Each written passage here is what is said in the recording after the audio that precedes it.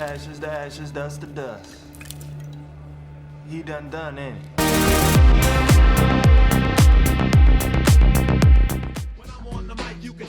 Directed by Bill Duke. Hey guys, I'm John from Let's Talk, and today we're going to be talking about one of my favorite films and one that has a Criterion Blu-ray release, the Bill Duke directed, Lawrence Fishburne starring 1992 noir classic, Deep Cover.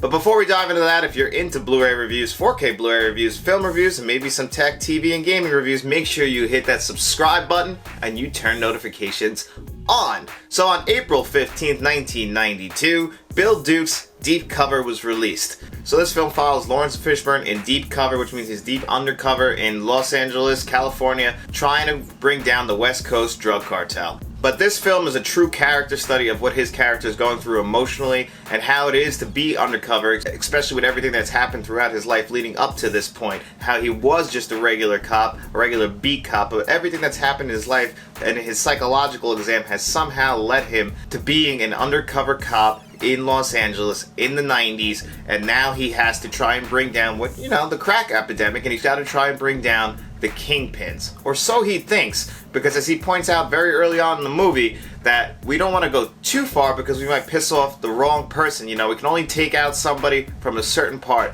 And I really felt like watching this movie again last night.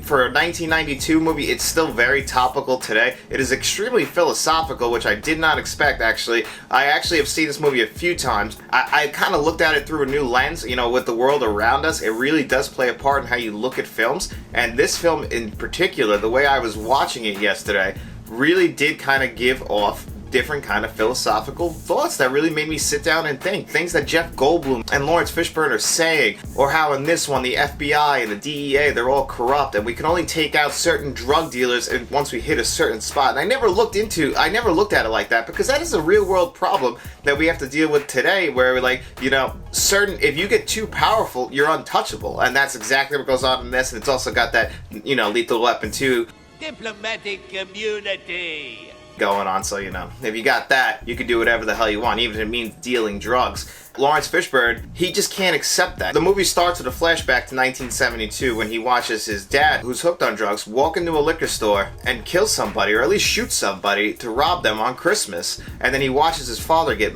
killed right in front of him. And that plays a huge part in his life. He never wants to take a life. He never wants to drink alcohol. He never wants to do drugs. But eventually, sometimes life gets on you and you make the same mistakes that have been made. But luckily for us, Lawrence Fishburne does end up back on the right path, but we cannot say the same for Jeff Goldblum. Jeff Goldblum's part in this, he really does turn into a villain as the film is going on.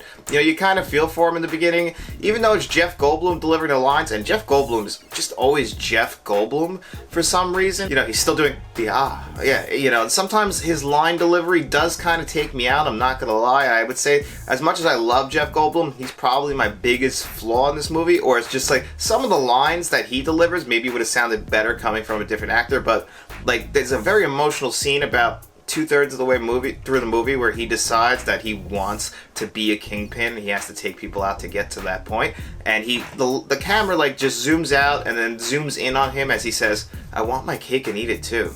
And then he repeats that line, and his wife gets up and walks out of the room like, "How dare you say that? I want my cake and eat it too." And me personally, I'm not a director, but I would have been like, okay, let's try a different line here, because that's just coming off extremely cheesy in a movie that is just not cheesy. It's a deep noir movie. This is a very dark, stylish crime thriller, and it's very well made. That's one thing I just couldn't believe every time I watched it. Now, I've watched this on a Criterion Blu-ray and it's beautiful. We'll get in that in a moment. It's just so well shot and well edited, with some of the most amazing transitions I have ever actually seen on screen. There's some regular film dissolves, but there's a certain scene after a character gets killed and then a person walks across the screen. As the person's walking, it's transitioning into the next scene to Lawrence Fishburne and Jeff Goldblum sitting on the hood of a car. And they did that twice in this film, and it was awesome. I loved it. I also really loved the score to this film, and I really do think it's very early 90s, but it's just so good. It really does fit the tone of the film. It's not overdoing it. Like, it's very much underneath the film. It's not blasting the entire time through the film. They really do let the characters and the dialogue do most of the work, because Lawrence Fishburne does do some good narration in this film. I'm not a huge narration guy, but it really does work in this film. The way he's delivering it is very similar to how he speaks through the film, so it doesn't sound odd like in the original cut of Blade Runner. It fits very well. When you make that choice in the hands of a director like Bill Duke, it really did work. I think it's a great choice. And speaking of Bill Duke, I love that he directed this movie, because I don't know if a lot of people realize that Bill Duke directed movies, but he did, and Bill Duke directed this. And I also really do love how the one villain in this movie, and this is the one character that Lawrence Fishburne does kill, and they really try and play him like the worst person in the world. He's just really annoying. So if Lawrence Fishburne kills him, it's okay as far as the characters. As far as the story goes, it doesn't like make us look at him as a bad person like we eventually look at Jeff Goldblum. At one point, the character pulls up and he goes, "I'll be back." You ever seen that movie? I'll be back. And, you know, it's really cool because obviously it's a Terminator or Terminator 2 reference because it's 1992, so it's a year after Terminator 2. But Bill Duke did Predator with Arnold Schwarzenegger, so I don't know if that's just a little callback to his buddy or just that Terminator was big, but, you know, that worked for me. So I do think that this film is just a great film. It's a great early 90s noir film. It's lit perfectly. The cinematography is amazing. It's got... it's some of my favorite cinematography that I have seen on film, and in the early 90s they really were just experimenting, giving a lot of directors a lot of chances at making the movies they wanted to make. This is another one that was distributed by New Line Cinema and produced by New Line Cinema, and they were really giving budgets to directors, to auteurs who had visions in the early 90s. In the world today, we don't get, like, this had a budget of 16 million, which would be like 22, 23, maybe 25 million nowadays, and, you know, we just don't get these kind of movies that more. This would probably go direct to streaming or be an 8-episode miniseries on HBO Max. But I had so much fun coming home last night, sitting down and watching this. It somehow sucked me back in every time it does, and the Criterion Collection truly does help that. And now that we're on that subject of the Criterion Collection, let's just dive into this physical release.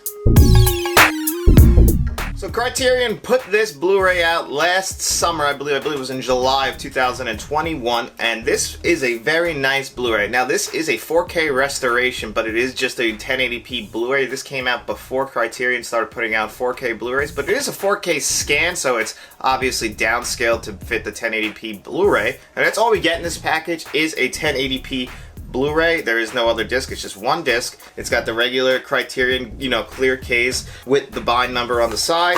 You open it up. I love the color scheme, by the way. I mean, you guys have seen it on this channel, I'm sure, if you watch, but purple and pink. It's got that, like, and, you know, dark blue, that transition on the thing. You get a nice little booklet on the inside too, which is awesome. I really do love that. It's pretty standard as far as Criterions go. As far as Criterion go, this isn't one of their special boxes like Menace to Society or anything like that. This is just one of their standard releases, but for a film like this, I'm really glad it did get a Criterion release, because even though this isn't in 4K, it is a 4K scan, and it looked beautiful. I can only imagine what the 4K would do to this. I don't think it's going to be that noticeable to the naked eye, so I think the Blu-ray is still fine, because this movie is just so well lit.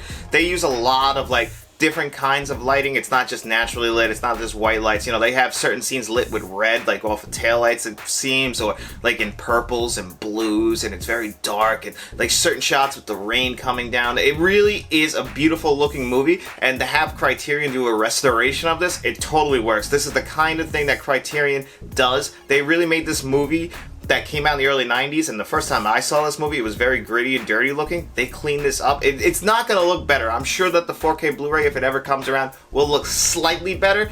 I can't imagine this film looking any better than it does right now. This is one of the best Criterion releases as far as visuals go. Obviously, as far, you know, they have 4K now, but this is still an amazing release that really flew under the radar. I never see people talking about this one, and I don't know why.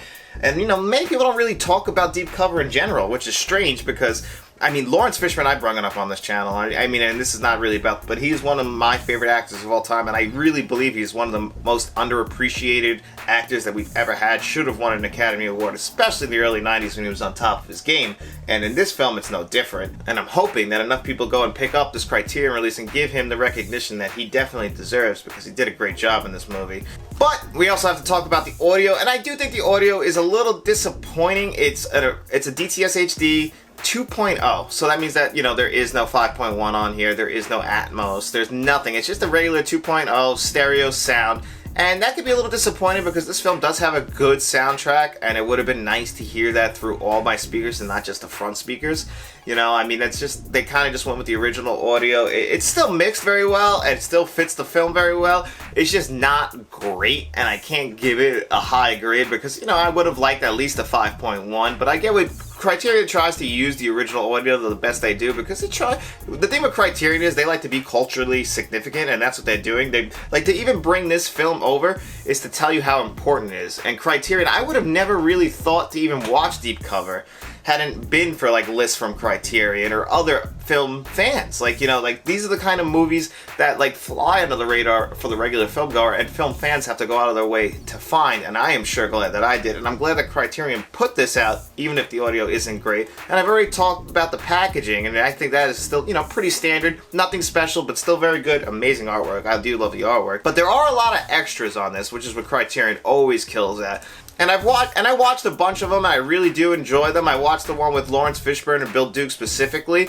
but they have, from 2018, they have an interview with them specifically on here, and I really did enjoy that one. I just like getting their perspectives of when they were making the movie, so that's on there. There's a bunch, there's an essay on here. There is so many extras on here. You definitely won't get bored, even though the movie's like an hour and I want to say 50 minutes. You'll definitely get like another 2 hours, 3 hours, 4 hours of extras on here, and you're definitely not going to be disappointed. So if you are a fan of Deep Cover, I could totally recommend the Criterion just on visuals alone.